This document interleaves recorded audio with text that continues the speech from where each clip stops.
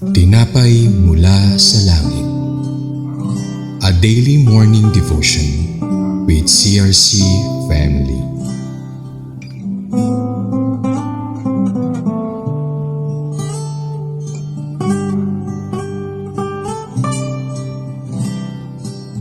Isang mapagpalang umaga po kapatid, ako po si Jenica Paelma mula sa CRC Summerfield. Samahan niyo po kami sa ating programang Tinapay mula sa Langit, ang pang-araw-araw nating devotion sa salita ng Diyos. Ngayong umaga po ay matutunghayan natin ang salita ng Diyos na matatagpuan sa Bilang chapter 27 verses 15 to 17. Sinabi ni Moises, "Hinihiling ko, Yahweh, Diyos na bukal ng buhay, na pumili kayo ng isang taong manguna sa Israel upang inyong sambayanan na hindi matulad sa mga tupang walang pastol." Ngunit bago po tayo magpatuloy, tayo pa ay dumulog ng maikling panalangin. Diyos ang dakila sa lahat, pinupuri, pinasasalamatan ka namin. Salamat sa umagang ito na inyong pinagkaloob sa bawat isa. Salamat sa pagkakataong ito upang kami ay makarinig ng salita mo. Hinihiling namin na ikaw ang siyang magpaunawa sa amin ng salita mo upang ito ay aming maipamuhay at maibahagi. Salamat Lord, at ito po ang aming panalangin na puno ng pasasalamat. Amen. Sa umagang ito po, meron po tayong pamagat na Moses' response to God's announcement o ang tugon ni Moises sa pahayag ng Diyos. So, short background story lamang po. So, sa mga panahong ito po, ang mga Israelita ay nasa desyerto na, naglalakbay patungo sa pangakong lupain. Nangunguna sa kanila si Moises, ang kanilang pinuno na nagsisilbing tagapamagitan sa Diyos at sa mga tao. Ngunit sa mga sandaling ito, alam ni Moises na malapit na siyang mamatay o makapiling ang Diyos. Ang kanyang pananatili sa lupa ay malapit nang matapos. Sa gitna ng mga pagsubok at tagumpay ng mga Israelita, alam ni Moises na kailangan po nila ng isang bagong pinuno o isang taong magiging gabay at proteksyon sa kanila. Dahil dito, humingi siya ng patnubay sa Diyos na makikita nga po natin sa Bilang 27:15 to 17. Muli po, sinabi ni Moises, "Hinihiling ko, Yahweh, Diyos na bukal ng buhay, na pumili kayo ng isang taong mangunguna sa Israel upang inyong sambayanan na hindi matulad sa mga tupang walang pastol." So, sa verse po na ito, nandito po ang ilan sa mahalagang bagay na dapat nating matutunan o ating matutunan sa scripture na ito. Meron po tayong tatlo: ang kahalagahan ng pamumuno, ang pangangailangan para sa patnubay ng Diyos, at ang pagiging responsable sa iba.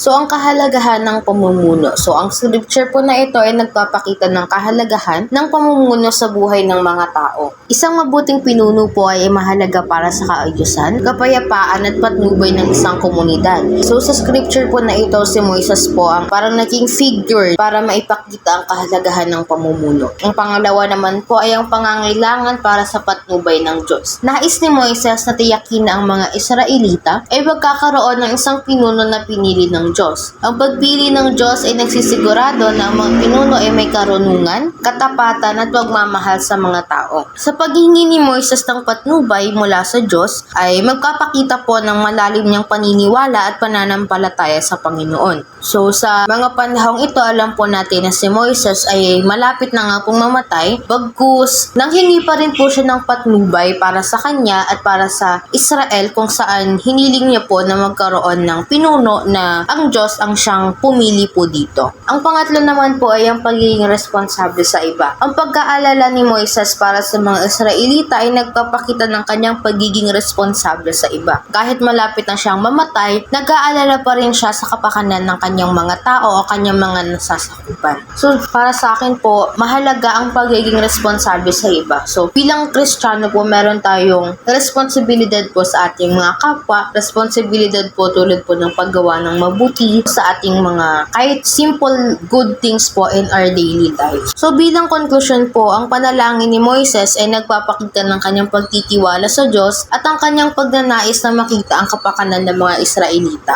Ang panalangin niyang iyon ay ang naging tugon ni Moises sa anunsyo ng Diyos na malapit na siyang mamatay. Sa halip na mag-alala para sa kanyang sarili, nag-alala siya para sa kapakanan ng mga Israelita. Tulad po ni Moises, dapat po tayong humingi ng patnubay ng Diyos sa lahat ng ating ginagawa, lalo na sa mga mahahalaga na desisyon sa ating buhay. Dapat din po nating tandaan na tayo ay may pananagutan sa iba at dapat tayong magsikap na maging mabuting pinuno sa ating sariling paraan. Nasabi rin po sa ating binasa na dapat ang mga taong naniniwala sa Diyos ay hindi maging tulad ng tupang walang pastol. So sa ating buhay bilang Kristiyano po, tayo po ay tulad ng isang tupa at ang ating pastol po ay ang Panginoon. Kung kaya't marapat natin siyang sundin at sa Kanya ay magtiwala. At ang pagiging isang mabuting pinuno naman po ay hindi lamang tungkol sa kapangyarihan o posisyon, kundi tungkol sa pagmamahal, pag-aalaga at paglilingkod sa iba. At sa pamamagitan ng pagsunod sa halimbawa ni Moises, maaari po tayo maging instrumento at magamit ng Diyos sa paggabay at pagpapalakas sa ating kapwa. Muli, huwag natin kalimutan na sa lahat ng ating